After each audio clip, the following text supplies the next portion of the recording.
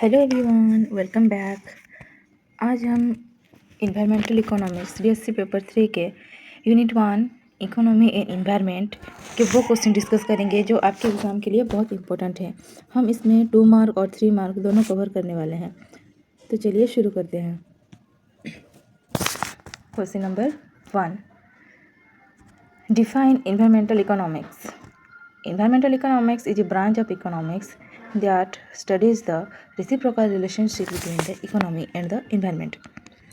It focuses on the efficient allocation of environmental resources and the economic effects of environmental policies. Simple words में कहें तो एक economics की वो branch है जो इन्वायरमेंट और इकोनॉमी का give and take relationship study करती है। द नेक्स्ट है what is meant by environment as public good. Environment is considered a public good because it possesses two key characteristics, non-excludability। इसका मतलब है कि हवा और पानी सबके लिए है, ना तो आप किसी को रोक सकते हैं और ना ही किसी और की यूज़ करने से वो कम हो जाता है।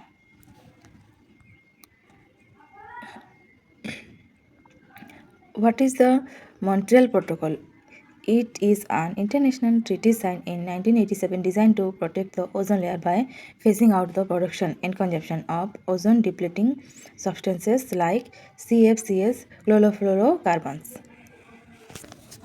ये एक इंटरनेशनल एग्रीमेंट है जो 1987 में हुआ था। इसका एम ओजोन लेयर को बचाना था। इसका अंडर में डिसाइड किया गया कि हम उन केमिकल्स जैसे CFCs के यूज़ को बंद करेंगे जो ओजोन लेयर को नुकसान पहुंचाते हैं।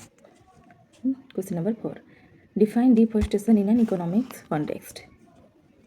Deforestation refers to the large-scale removal of forest cover which leads to the loss of natural capital, depletion of biodiversity, and a reduction in the environment's capacity to provide ecosystem services।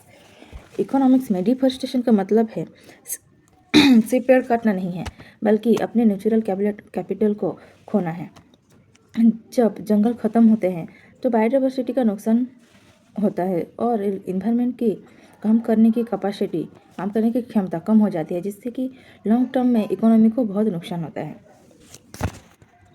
Then हम देखेंगे 3 mark वाले questions. Explain the environment economy interaction.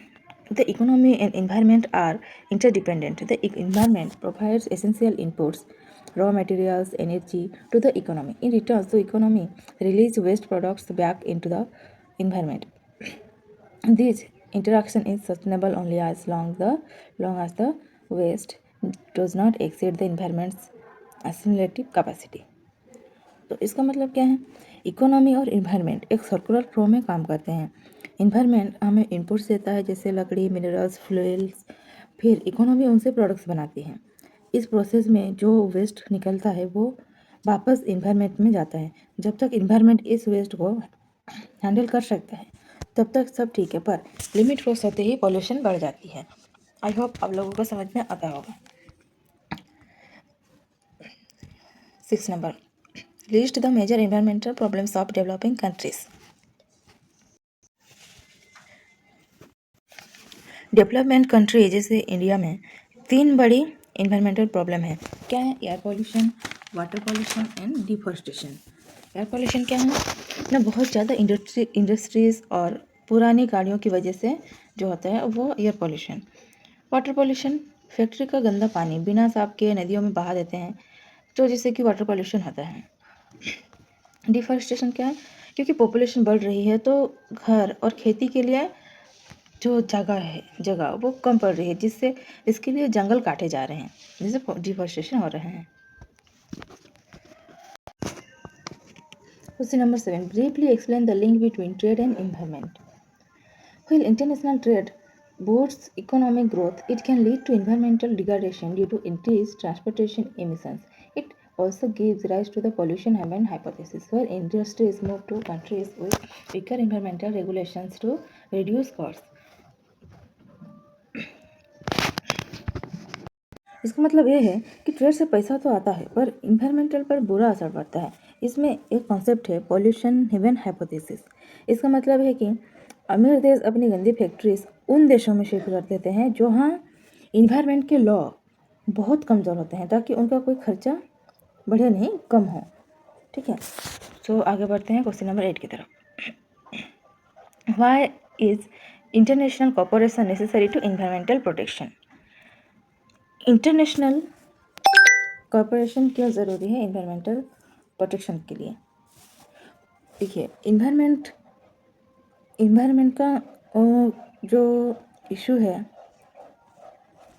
जैसे कि pollution and climate change, किसी देश की सीमा नहीं मानती। पोल्यूशन की कोई बॉर्डर ही नहीं होती। अगर एक देश कार्बन एमिशन करता है तो ग्लोबल वार्मिंग पूरी दुनिया में बढ़ती है। इसीलिए सारे देशों का मिलकर काम करना बहुत ज़रूरी है ताकि हम पूरी धरती को बचा सकें।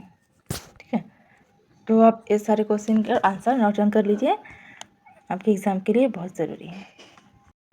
आई होप ये क्वेश्चंस आपके लिए बहुत हेल्पफुल रहे होंगे। अगर आपको कोई भी डाउट हो तो नीचे कमेंट सेक्शन में पूछ सकते हैं। नेक्स्ट वीडियो में मिलते हैं यूनिट 2 के साथ। तब तक के लिए all the best and thank you.